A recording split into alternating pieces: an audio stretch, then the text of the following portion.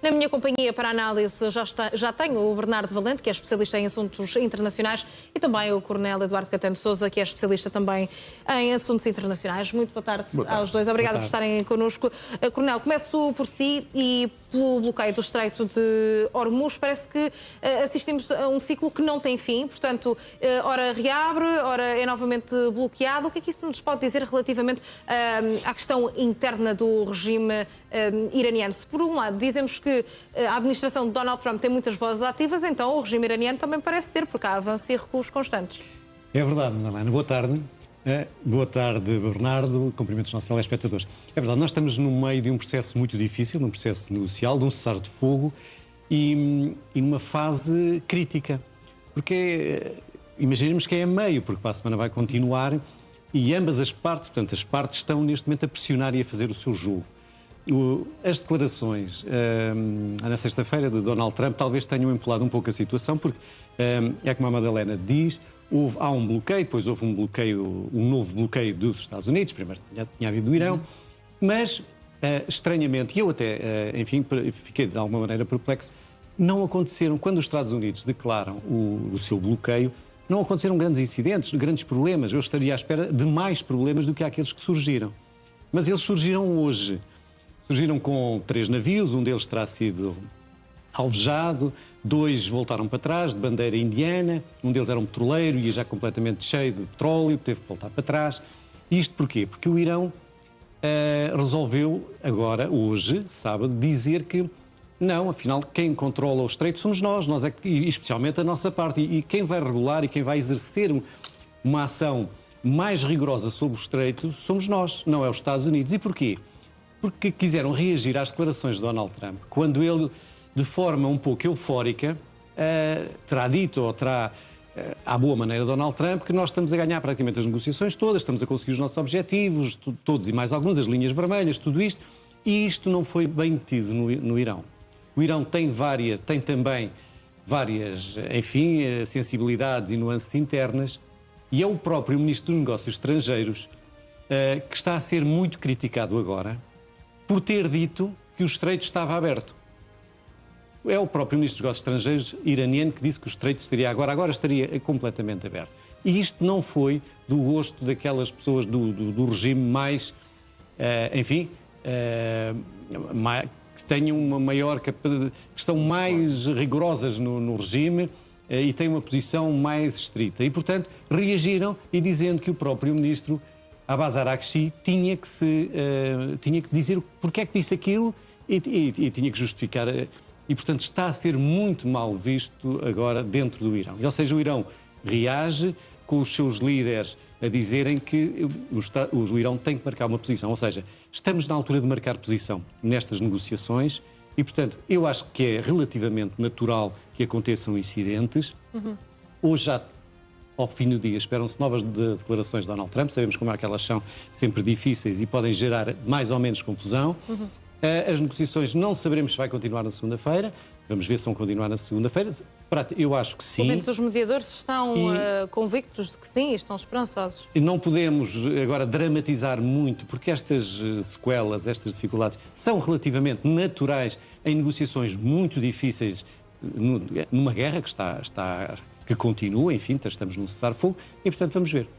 E, entretanto, temos também negociações a decorrer, Bernardo, mas Israel parece estar um pouco distante. Se não houver compatibilidade entre os Estados Unidos e Israel, isso pode comprometer a operação? E já agora, como é que achas que está esta aliança também? Olá, boa tarde, Madalena. Boa tarde, Coronel Eduardo. Bom, parece-me que há aqui um aspecto que o Coronel Eduardo salientava e que faz todo o sentido, que é, neste momento, um cessar-fogo, ainda por cima, um cessar-fogo naquela região é muito instável. Portanto, é normalíssimo que tenhamos estas ações de disrupção de ambos os lados, e até voltando à questão do Estreito de Hormuz, antes de responder à tua pergunta, também agora é uma forma do Irão, e nós nos perdemos um pouco na análise quando temos sucessivos bloqueios e desbloqueios do próprio Estreito de Hormuz, mas agora também é uma forma de o Irão tentar perceber qual será a reação de Donald Trump. Será que vai bloquear outra vez? Será que está em força novamente no Estreito de Hormuz, quando ontem fez uma série de publicações Aliás, até por esta hora estávamos aqui a comentar e surgiam publicações atrás de publicações em que Donald Trump dizia que o conflito estava quase terminado, agradecia a todos aqueles que participaram no processo diplomático e agora terá que novamente tomar ações quanto ao Estreito de Hormuz. Em relação àquilo que é o processo de paz ou o processo de cessar-fogo em relação a Israel e ao Líbano e de consequências é que pode ter também no conflito do Irão, bom, há aqui 2 ou 3 dimensões que temos de considerar. A primeira dimensão é este projeto de cessar-fogo que temos agora de Israel, bom, o objetivo último será sempre, do ponto de vista da política externa israelita, será sempre tentar desarmar, enfraquecer ao máximo os proxies do regime iraniano, ou neste caso os proxies da Guarda Revolucionária iraniana. Portanto, este é o primeiro objetivo. A mesma dificuldade que teve com o Hamas em Gaza será repetida aqui quanto ao Hezbollah, precisamente porque, para além de ser uma força política neste momento, é essencialmente na sua gênese uma milícia armada. Portanto, desarmar uma milícia armada é, no fundo, fazer capitular essa mesma milícia. E esse é um dos pontos que trará problemas para cima da mesa. E depois há aqui umas fissuras a surgirem dentro da aliança entre Estados Unidos e Israel, principalmente porque percebemos que, quando se dá a intervenção, portanto há cerca de 1 mês e meio, um pouco mais de 1 mês e meio, percebemos que não estavam alinhados, no sentido em que o objetivo dos Estados Unidos é o objetivo que vem dos manuais da política externa desde os anos 70 americanos, que é retirar aquilo que é o potencial nuclear do Irão para que não seja uma fonte de instabilidade na região, para que não seja também uma ameaça existencial a Israel.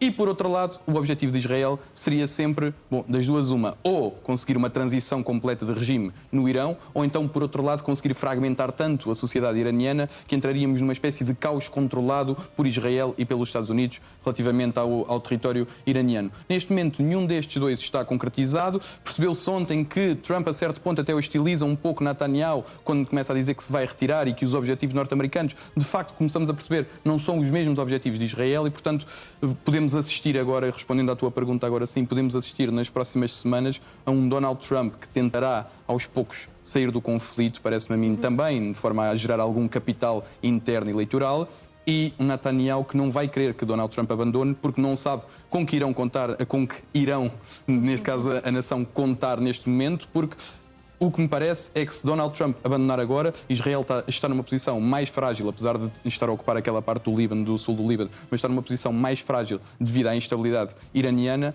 e, para além disso, as monarquias do Golfo também saíram magoadas nesta aliança com Donald Trump. Já que falas do Líbano, vamos avançar para essa questão. Parece ser aqui uma das linhas vermelhas mais sensíveis naquilo que diz respeito às conversações. Coronel, sem dúvida de que esta questão do Líbano pode impactar as restantes conversações ou não?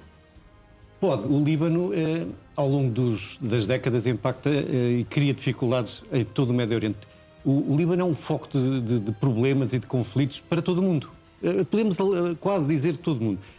Para a Europa, desde a França, que foi o seu país de colonizador, para todo o Médio Oriente, para Israel, para os povos que lá vivem, o Líbano é um pequeno país, mas nunca deu descanso a ninguém. Nunca deu. E continua a não dar descanso e vai continuar a não dar descanso. Portanto, é um pequeníssimo país, mas é um grande foco de conflito no mundo. Mas se é há tanto tempo, porque é que Israel pensa que é agora que vai, por exemplo, conseguir neutralizar o Hezbollah? Isso é muito difícil. A questão do conflito do Líbano é uma, a questão do conflito no Irão é outra. Mas, na verdade, sendo uma e outra diferentes, porque tem uma história muito diferente, claro. Tem uma situação que é existencial para Israel, mas também é existencial para o Hezbollah, porque o Hezbollah vive e foi criado em 1982 com um único objetivo: destruir Israel. E, portanto, tem esse objetivo. Tanto que, quando agora começou a situação de se negociar a paz em Washington há 3 ou 4 dias, o Hezbollah disse que isso é tempo perdido, não vale a pena. Não vale a pena continuar. E Israel também olha para o Hezbollah como existencial, porque ou eles ou nós, na perspectiva de Israel. Só que a questão do Irão e estas negociações e o cessar-fogo tem muito a ver com o Líbano. Porquê? Ou com o Hezbollah. Porque o Hezbollah depende das ordens diretas de Teherão. Ou seja, se Teherão estiver numa perspectiva de paz, numa perspectiva de entendimento e conseguir chegar a algum acordo com os Estados Unidos, é possível que essa ordem irá passar para o Hezbollah, que depende inteiramente de Teherão. Ou seja, o Hezbollah depende mais de Teherão do que do Líbano, na verdade. porque está muito associada a Teherão, ou seja, a política de Teherão manda na política do Hezbollah e não pode estar dissociada. Por isso é que, quer de um lado, quer do outro, querem negociar a paz em termos conjuntos. Eu hoje passo a publicidade a escrever no Correio da Manhã um artigo que se chamava Por Enquanto. E a paz no Médio Oriente é sempre por enquanto. Mesmo que ela seja negociada, é por enquanto. Não há uma definição, não podemos nunca lançar foguetes de paz duradoura, porque isso não vai existir no Médio Oriente. Embora a gente sejamos todos otimistas, mas este otimismo não chega para ultrapassar as dificuldades que se vive no Médio Oriente, se vive no Líbano ou se vive no Irão. Ainda assim, temos que ter esperança que estas negociações e este cessar-fogo pelo menos acabem com a guerra do Irão, as linhas vermelhas e por aí fora, e também no Líbano, onde Israel, a propósito de linhas, também estabeleceu uma linha amarela agora, que é novidade, estabeleceu praticamente hoje uma linha amarela, que tem cerca de 10 km, a sul do rio Litani, onde, tal como fez em Gaza, controla aquela faixa, que é uma faixa de proteção das suas forças em relação... Sim, exatamente. Entretanto, Bernardo, se quiseres também comentar esta questão do Líbano, estás à vontade, até porque o coronel dizia que é um caso que impacta a Europa. E a pergunta que eu te ia fazer tinha que ver precisamente com a Europa. Como é que vai agora a União Europeia reagir a este novo encerramento do Estreito de Hormuz? Vai mostrar alguma união ou parece-te que vai continuar a haver assim algum desacordo naquilo que diz respeito à forma como respondem a estas crises? A União Europeia agora tem um novo elan, tem uma nova esperança devido àquilo que aconteceu nas últimas eleições na Hungria, portanto, no último fim de semana. Há agora uma nova esperança de unanimidade europeia, apesar de continuarmos ainda com alguns cavalos de Troia. Aliás, pode surgir um novo cavalo de Troia este fim de semana com as eleições na Bulgária. No entanto, é importante dizer que os europeus têm tentado apostar naquilo que é o seu maior poder, o seu poder principal no sistema internacional, que é a normatividade, exatamente porque não conseguimos acompanhar essa normatividade com o poder coercivo, se quisermos, com um aparelho securitário que acabe por, de alguma forma, ser subjacente, dar substrato a essa normatividade. Neste momento, os europeus têm dois caminhos óbvios, se bem que muito diferentes.